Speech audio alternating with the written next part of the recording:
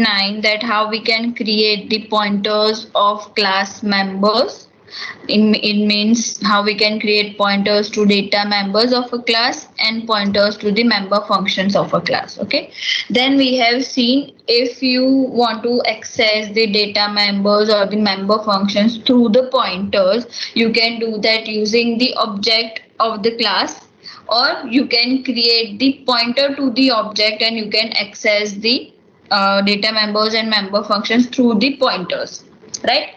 So in both the methods you have seen that you have to use different operators, right? Arrow operator, dot operator. We have already seen the difference that when you are using the pointer of an object, then you will use the arrow operator, and when you are directly accessing the members through the object, you will use the dot operator, right? And you have known the syntaxes how you can create the pointers to every data member and member function. Okay, so now in today's topic we are going to see first this pointer. Okay, now this is a keyword. Okay, so let's go ahead. First of all, to understand this pointer, it is important to know how objects look at functions and data members of a class, right?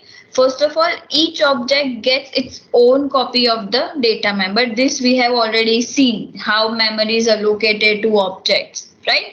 See, every object gets individual memory for the data members, right? But the member functions are same for all the objects, right? So all access the same function definition as present in the code segment, right? So all the objects are not going to get separate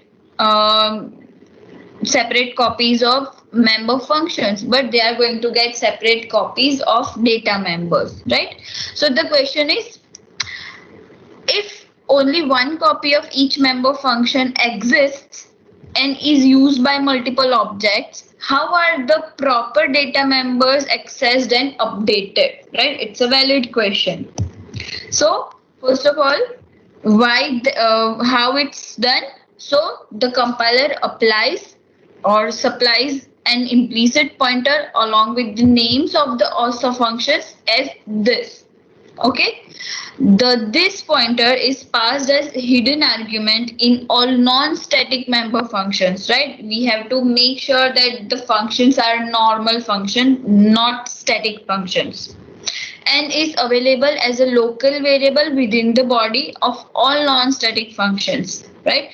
This pointer is not available in static member functions, as static member functions can be called without any object, right? We simply use it with class name and scope resolution operator. Okay, so basically this pointer is already existing in all non-static member function as a local variable, right? And while calling any non-static function using the object, the as hidden argument, this pointer is already passed, right? So actually it is issued implicitly, but if you want to write it explicitly, that also can be done.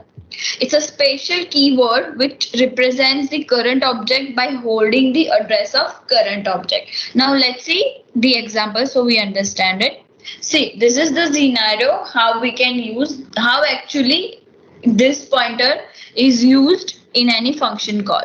Suppose we have a class X with integer a data member and void fun function, and in that we have a equals to 100. We are just normally initializing the data member a equals to 100, right? Now when we create the object X obj, so obj is the object of class X, and when you write like this obj.fun means when you invoke the function fun, what will happen? Your compiler will look at this function in this way or this way, right?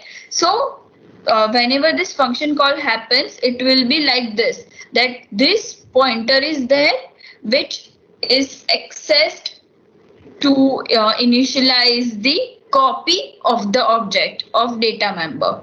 right? A equals to 100. Or the same thing can be done using different syntax. If you do not want to use the arrow operator, you have to just simply put the bracket sign, and in between that you have to pass asterisk this, and you can do is a equals to 100. So when you write like this and you invoke the function like this, your compiler sees that statement like this. Understood? So this is how this operator is passed. And now in the cout statement, if you write the object address and you just simply pass this keyword, it will give you the address of current object. Okay, now let's understand the situations where this pointer is used.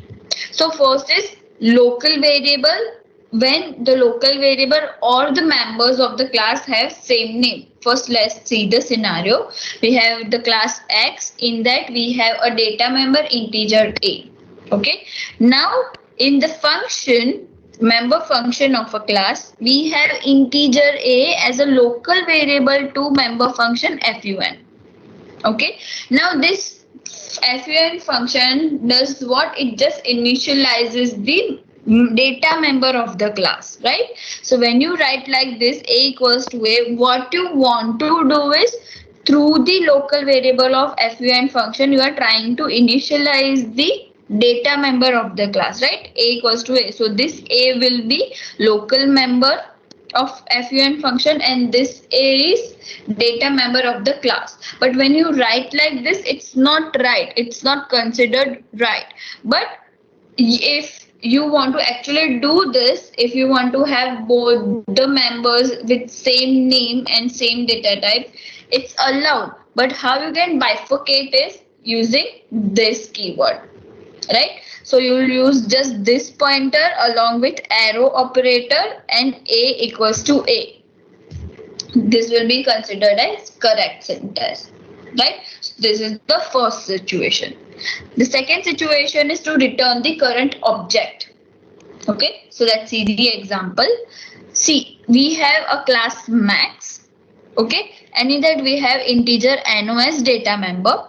See, we have max function. See, this is not a function basically. We can consider it as a parameterized constructor, right? We have max parameterized constructor which tries to initialize the data member of the class. But over here we have local variable to max constructor no, which again gets collided with the data member of the class no, right? So to bifurcate that, we have used this pointer.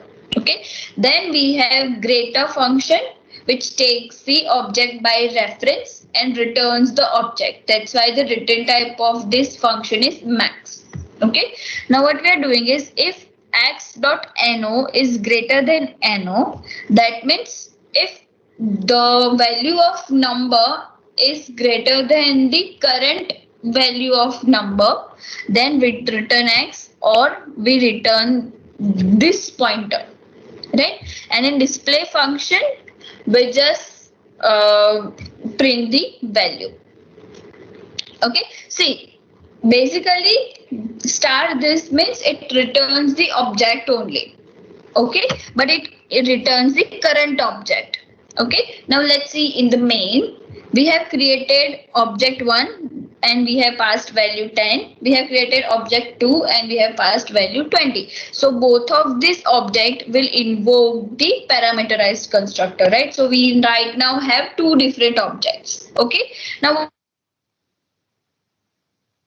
a normal object obj3, and we are doing is obj1 dot greater, which is the function name, and we are passing obj2 as parameter to the greater function, right? So over here you can see that obj1 will become the invoking object. So that's why this object can access the data members directly.